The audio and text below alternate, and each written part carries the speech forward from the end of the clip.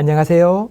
매일의 통독으로 함께 하시는 성도 여러분, 한 해를 돌아보면 선하신 하나님께서 우리와 함께 하시고 또 인도하셨던 그런 은혜의 해였던 것들을 기억하게 됩니다. 하나님께 영광을 올려드립니다. 그 중심에 주의 말씀을 사모함으로 매일같이 주님 앞에 나아갔던 이 통독의 시간이 있었지 않았나 생각하게 되는데요. 말씀이 중심이 되어 우리의 삶을 이끌었기 때문에 오늘의 또 은혜가 있는 것 같습니다. 오늘은 요한일서 3장부터 5장을 읽으면서 함께 은혜를 받고자 합니다.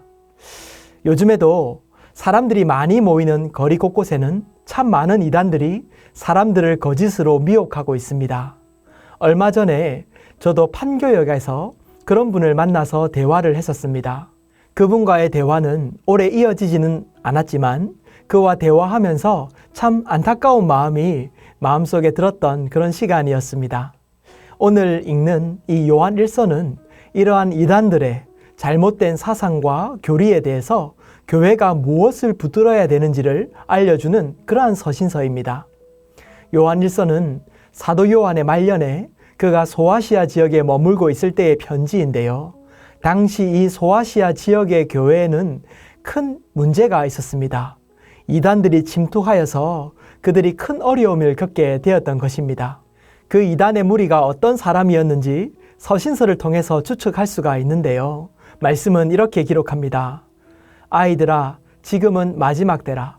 적그리스도가 오리라는 말을 너희가 들은 것과 같이 지금도 많은 적그리스도가 일어났으니 그러므로 우리가 마지막 때인 줄 아노라. 먼저 말씀은 그들을 그리스도를 대적하는 자들, 즉 적그리스도라 지칭하고 있습니다. 그들이 그리스도를 부인하고 더 나아가 대적하였던 이들이었다고 말씀은 전하고 있는 것이지요. 또한 말씀은 그들이 거짓 선지자들이었다고 전합니다. 그들은 교인들을 교회 안에서 미혹하여 예수님을 떠나게 하는 자들이었다는 것입니다. 결국 종합하면 그들은 누룩과 같이 교회 안에 들어와서 사람들을 미혹하여 복음의 진리로부터 떠나게 하는 그러한 자들이었던 것입니다.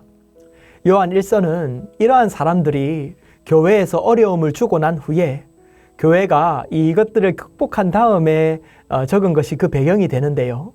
이렇게 큰 일이 있었으니 이후에 사도 요한은 요한 1서를 통해서 교회가 흔들리지 말고 붙들어야 되는 것이 무엇인가, 올바른 진리가 무엇인가를 정확하게 알려주고 있는 것입니다. 그는 말씀을 통해서 예수님이 그리스도라는 사실과 그가 하나님의 아들인 것을 강조하고 있는데요. 요한일서 3장은 이렇게 시작합니다. 보라, 아버지께서 어떠한 사랑을 우리에게 베푸사 하나님의 자녀라 일컬음을 받게 하셨는가. 우리가 그러하도다. 그러므로 세상이 우리를 알지 못함은 그를 알지 못함이라. 먼저 말씀은 무엇이라 전합니까? 하나님께서 우리에게 어떤 사랑을 베푸셨는지를 생각하라는 것입니다. 이 사랑이 바로 복음인데 하나님께서 독생자 예수 그리스도를 이 땅에 보내어 십자가의 죽으심으로 우리가 구원을 받고 하나님의 자녀라 일컬음을 받게 되었다는 이 복음을 기억하라는 것입니다. 이 사랑이 우리에게 찾아오셨고 지금도 함께 하시며 우리에게 소망을 주는 바로 예수 그리스도이시지요.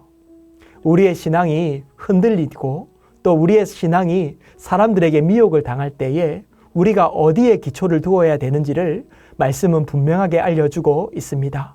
하나님의 사랑이 어떠하였는지를 기억하라. 말씀은 그 사랑으로 돌아가 그곳에 기초를 두어야 된다고 우리에게 알려주고 있는 것이지요. 당시의 이단들은 특별히 예수님을 부인하였던 자들이었습니다. 거룩하신 하나님이 악한 육체로는 올 수 없다고 그들은 생각하였습니다. 그래서 예수 그리스도의 성육신하심을 부인하였던 자들이었던 것이지요. 그래서 말씀은 이렇게 전합니다. 말씀이 육신이 되어 우리 가운데 거하심에 우리가 그 영광을 보니 아버지의 독생자의 영광이요 은혜와 진리가 충만하더라.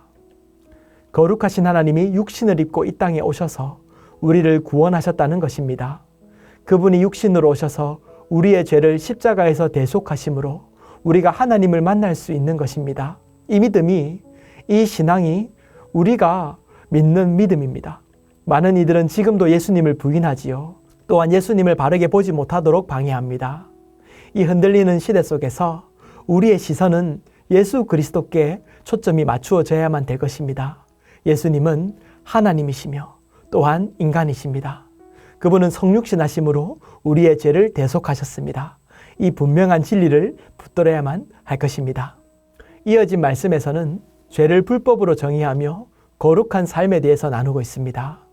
당시의 이단들은 거룩한 삶을 살지 못하고 죄를 경시하면서 살아갔습니다. 이러한 것에 대해서 경고하고 있습니다. 더 나아가 죄는 마귀에 속한 것이며 죄를 범하는 자는 마귀에 속한다고 말씀은 또한 전하고 있는 것이지요. 요한일서 3장 5절과 8절을 보면 그가 우리 죄를 없애려고 나타나신 것을 너희가 아나니 그에게는 죄가 없느니라. 죄를 짓는 자는 마귀에게 속하나니 마귀는 처음부터 범죄함이라. 하나님의 아들이 나타나신 것은 마귀의 일을 멸하러 하심이라. 예수님이 이 땅에 오신 이유는 마귀의 일을 멸하러 하심이라고 기록합니다. 우리는 죄를 멀리해야만 합니다. 그것이 예수님께서 이 땅에 오신 이유인 것이지요. 거룩하신 하나님의 뜻이 되는 것입니다. 하지만 마귀는 아담과 하와를 넘어뜨릴 때부터 지금까지 우리를 미혹하여 죄를 짓게 합니다. 우리는 예수 그리스도를 분명하게 붙들어 마귀의 일을 분별하며 선한 것을 사모하여야만 할 것입니다. 이어진 4장과 5장에서 요한일서는 서로 사랑하는 삶에 대해서 강조하는데요. 4장 7절과 8절은 이렇게 기록합니다. 사랑하는 자들아 우리가 서로 사랑하자. 사랑은 하나님께 속한 것이니 사랑하는 자마다 하나님으로부터 나서 하나님을 알고 사랑하지 아니하는 자는 하나님을 알지 못하나니 이는 하나님은 사랑이심이라. 말씀은 하나님은 사랑이시라 전합니다. 그러므로 하나님의 형상을 따라 창조된 우리도 사랑으로 창조되었습니다. 그래서 서로 사랑을 하고 또 서로가 사랑을 받을 때에 비로소 우리는 만족감을 누리고 기쁨을 누릴 수 있습니다. 사랑이 식어진 시대를 살고 있는 요즘이지요. 하나님을 떠난 세상은 죄로 가득하여 서로 상처를 주고 사랑이 무엇인지 알지 못한 채 살아갑니다. 그래서 하나님을 아는 우리가 더욱 사랑으로 행하고 그래서 사랑으로 하나님의 뜻을 이 땅에 나타내어야만 하는 것입니다. 사랑하는 성도 여러분, 오늘은 요한일서를 살피며 바른 진리를 살펴보았습니다. 참 단순한 내용이었습니다. 하나님의 사랑이 예수 그리스도를 통하여 우리를 구원하셨고 우리는 그를 말미암아 거룩한 삶을 살아야만 하고 서로 사랑하는 삶으로 하나님을 기쁘시게 해야 된다는 그러한 단순한 진리이지만 이것을 실천하기가 참 쉽지가 않습니다. 악하고 어그러진 시대를 살아갈 때에 또 미혹이 또 이단들이 진리를 어그러뜨릴 때에 우리는 단순하지만 예수 그리스도만을 붙드는 이 진리를 붙들고 서로 사랑하며 끝까지 승리하시는 성도님들 되시기를 축복하며 기도합니다. 오늘은 요한일서 3장에서 5장을 읽어보았는데요. 오늘 주신 말씀을 읽으며 내가 받은 은혜의 말씀 한 구절을 메일의 노트에 한번 적어보시면 좋겠습니다. 기도하겠습니다. 사랑하는 하나님 아버지, 요한일서 3장에서 5장의 말씀을 읽으며 하나님의 사랑을 깨닫게 하시니 감사드립니다. 이 땅을 사는 동안 예수 그리스도만을 붙들게 하시고 악한 세상에서 마귀를 대적하며 오직 사랑으로 삶을 살아가도록 축복하여 주시옵소서. 예수님 이름으로 기도합니다. 아멘.